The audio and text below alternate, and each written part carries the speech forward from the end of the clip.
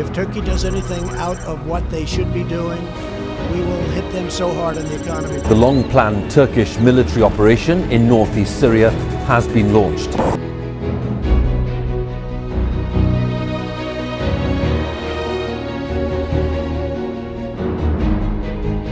ہم احادیث نبوی صلی اللہ علیہ وسلم کی روشنی میں اس دنیا کا مستقبل اور انجام جاننے کی کوشش کریں تو متعدد اقوال رسول اس بابت ہماری رہنمائی فرماتے ملتے ہیں، اور خاص طور پر آخری زمانے میں انسانیت کو کن کن فتنوں سے پالا پڑنے والا ہے ان کے بارے میں بھی واضح اشارات ملتے ہیں، جن میں سے ایک فتنہ دجال بھی ہے، جس کے بارے میں ارشاد نبوی کا قریب مفہوم ہے کہ حضرت نوح سے لے کر تمام انبیاء نے اپنی امت کو اس کے شر سے اللہ کی پناہ مانگنے کی تلقین کی، جبکہ آج کی اس ویڈیو میں ہم یہ جانچنے کی کوشش کریں گے کہ کیا ترکی یعنی قسطنطنیہ آخری دور میں ایک دفعہ پھر عالم اسلام کے ہاتھوں سے نکل سکتا ہے، اور اس سے قبل حالات و واقعات کی بننے والی تصویر کے مطابق اس دنیا اور خاص طور پر عالم اسلام کو کن حادثات کا سامنا کرنا پڑے گا۔ معزز خواتین و حضرات، کائنات کے اس عظیم فتنے یعنی دجال کی آمد کے بارے میں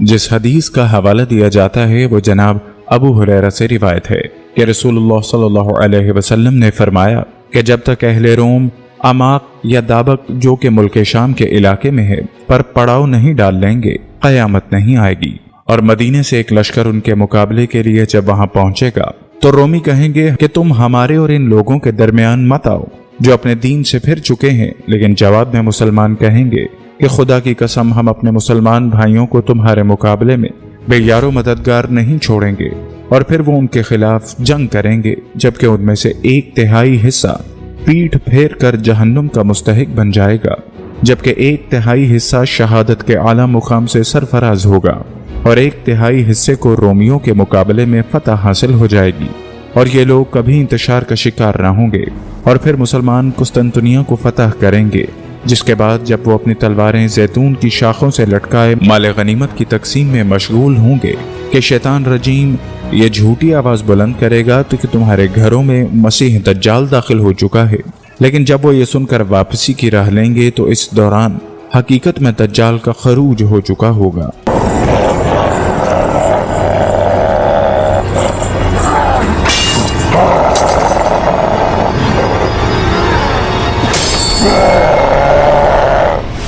اسی ضمن میں مسلم کی ایک اور حدیث موجود ہے۔ حضرت یسیر بن جابر رضی اللہ تعالیٰ عنہ سے روایت ہے کہ ایک مرتبہ کوفے میں سرخ طوفان آیا تو ایک آدمی آیا جس کا تکیہ کلام یہی تھا کہ عبداللہ بن مسعود قیامت آ گئی۔ حضرت یسیر رضی اللہ تعالیٰ عنہ فرماتے ہیں کہ حضرت ابن مسعود رضی اللہ تعالیٰ عنہ ٹیک لگا کر بیٹھے ہوئے تھے، اتنی بات سن کر سیدھے ہو کر بیٹھ گئے اور فرمایا قیامت قائم نہیں ہوگی جب تک وراثت کی تقسیم ختم نہ ہو جائے اور مال غنیمت کے حصول میں کوئی خوشی نہ رہے۔ پھر ملک کے شام کی طرف اپنے ہاتھ سے اشارہ کر کے فرمایا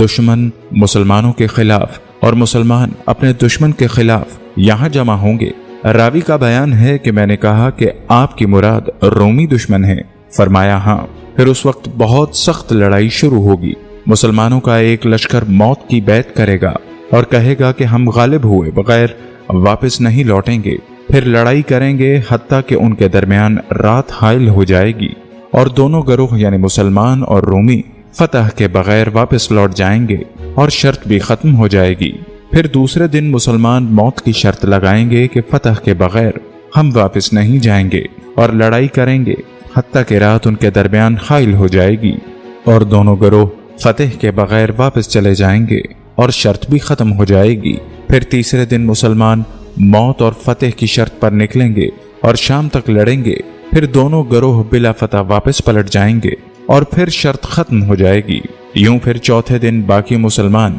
ان رومیوں کی طرف بڑھیں گے اور اللہ تعالیٰ ان کے ذریعے دشمن کو مغلوب کریں گے اور وہ ایسی لڑائی لڑیں گے کہ اس جیسی کسی نے نہ دیکھی ہوگی، حتیٰ کہ پرندہ ان کے اوپر سے گزرے گا مگر وہ مر کر گر جائے گا، ان کی لاشوں سے آگے نہیں بڑھ سکے گا۔ ایک باپ کے اگر 100 بیٹے ہوں گے تو واپسی پر ان میں سے ایک ہی باقی ہوگا، پھر کسی غنیمت پر خوشی ہوگی اور وراثت تقسیم کی جائے گی۔ دریں اثنا اس سے بڑی بات سنیں گے کہ ایک منادی یعنی شیطان آواز بلند کرے گا کہ دجال تمہارے اہل و عیال میں آ چکا ہے، تو وہ لوگ سب کچھ وہیں چھوڑ کر اس طرف متوجہ ہو جائیں گے اور 10 گھوڑ سواروں کو تفتیش کے لیے بھیجیں گے۔ نبی صلی اللہ علیہ وسلم نے فرمایا، میں ان کے اور ان کے آبا و اجداد کے نام اور ان کے گھوڑوں کے رنگ خوب اچھی طرح پہچانتا ہوں، اور یہ کہ گھوڑ سوار اس دن روئے زمین کے سب سے بہترین گھوڑ سوار ہوں گے۔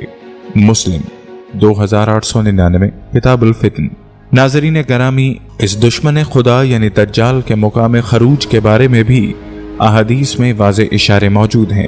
مثال کے طور پر حضرت ابو بکر رضی اللہ تعالی عنہ کی ایک روایت کے مطابق آپ صلی اللہ علیہ وسلم نے فرمایا کہ وہ مشرق کی سرزمین میں ہے اور وہاں سے خروج کرے گا، جسے خراسان کہا جاتا ہے، جو کہ اس وقت ایران کا حصہ ہوا کرتا تھا، جسے آج کے عہد میں خراسان بزرگ کہا جاتا ہے، جس کے کچھ حصے روس، افغانستان اور پاکستان میں بھی شامل ہیں۔ حضرت معاذ بن جبل رضی اللہ تعالی عنہ کی روایت کردہ ایک حدیث کے مطابق آپ صلی اللہ علیہ وسلم نے فرمایا کہ بیت المقدس کی آبادی مدینے میں خرابی کا پیش خیمہ ہوگی، اور مدینے کی خرابی جنگوں کا سبب بنے گی، اور ان جنگوں کا انجام قسطنطنیہ کی فتح پر ہوگا، اور قسطنطنیہ کی فتح دجال کے خروج کی علامت ہوگی۔ ناظرین گرامی، حدیث نبوی صلی اللہ علیہ وسلم کے مطابق دجال کے خروج پر مسلمان اس کے خلاف جنگ کی تیاری کریں گے، اور جب وہ نماز کے لیے اپنی صفیں درست کر رہے ہوں گے اور اقامت کہی جا چکی ہوگی کہ اللہ ان کی نصرت کے لیے حضرت عیسیٰ ابن مریم کو اتارے گا، اور پھر مسلمان ان کی قیادت میں دجال کے مقابلے پر نکلیں گے۔ دجال العین حضرت عیسیٰ ابن مریم کو دیکھ کر اس طرح گھلنے لگے گا جیسے نمک پانی میں گھلتا ہے، اور اگر جناب عیسیٰ اسے قتل نہ بھی کریں تو وہ خوف سے مر جائے گا، لیکن آپ اس کو قتل کر کے مسلمانوں کو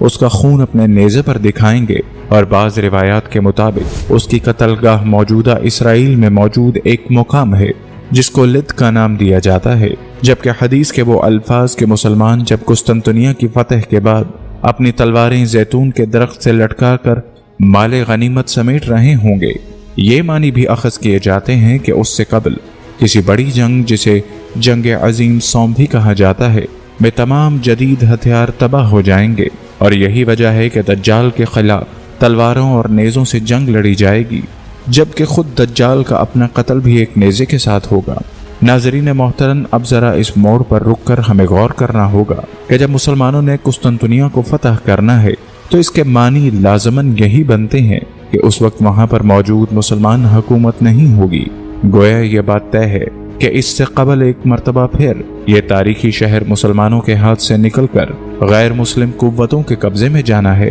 جن کے خلاف جنگ کر کے مسلمان دوبارہ اس پر قابض ہوں گے۔ لیکن تمام تر تحقیق کے باوجود ہم یہ بات وثوق سے نہیں کہہ سکتے کہ یہ جنگ کس غیر مسلم قوت کے ساتھ ہوگی، لیکن محققین کی اکثریت اس بات پر متفق ہے کہ وہ رومی نہیں بلکہ یہودی ہو سکتے ہیں، چونکہ رومیوں کو اس سے قبل ہی عمق یا دابق کے مقام پر مسلمانوں سے شکست ہو چکی ہوگی، لہٰذا اس بات پر امت میں اتفاق پایا جاتا ہے کہ قسطنطنیہ کی فتح کے فوراً بعد ہی دجال کا خروج واقع ہونا ہے، اور یہ بھی طے شدہ بات ہے اس کا قتل جناب عیسیٰ ابن مریم کے ہاتھوں ہی ہوگا۔ ان روایات کی موجودگی میں اس بات کا بخوبی اندازہ لگایا جا سکتا ہے کہ آخر زمانے میں شام اور ترکی کا ایک اہم کردار ہے۔ جیسا کہ آپ جانتے ہیں عرصہ دراز سے شام مسلمانوں کی مقتل گاہ بن چکا ہے، اور یہاں روس اور امریکہ اپنا پڑاؤ ڈالے ہوئے ہیں۔ ترکی نے پہلی مرتبہ شام کے کسی علاقے پر حملہ کر کے کرد باغیوں کے خلاف کارروائی کا آغاز کیا ہے، جس کی مخالفت سبھی یہود و نصارہ نے بھرپور طریقے سے کی ہے، اور ڈونلڈ ٹرمپ ترکی کو سنگین نتائج کی دھمکی بھی دے چکا ہے۔ ادھر 1400 سال کی تاریخ میں پہلی بار 70 سال پہلے یہودی ریاست اسرائیل کا قیام عمل میں لایا گیا ہے، اور حال ہی میں اسرائیل کے وزیر اعظم نے الیکشن کے بعد عراق اور شام کے کچھ علاقوں پر قبضہ کرنے کا عندیہ بھی دے دیا ہے، جس سے صاف ظاہر ہوتا ہے کہ تاریخ انسانی کی سب سے بڑی جنگ کا میدان کسی بھی وقت سج سکتا ہے۔ اس کے بعد قیامت کی 10 بڑی نشانیوں کا ظہور پے در پے ہوگا، کیونکہ قسطنطنیہ کی فتح امام مہدی کے دور میں ہوگی۔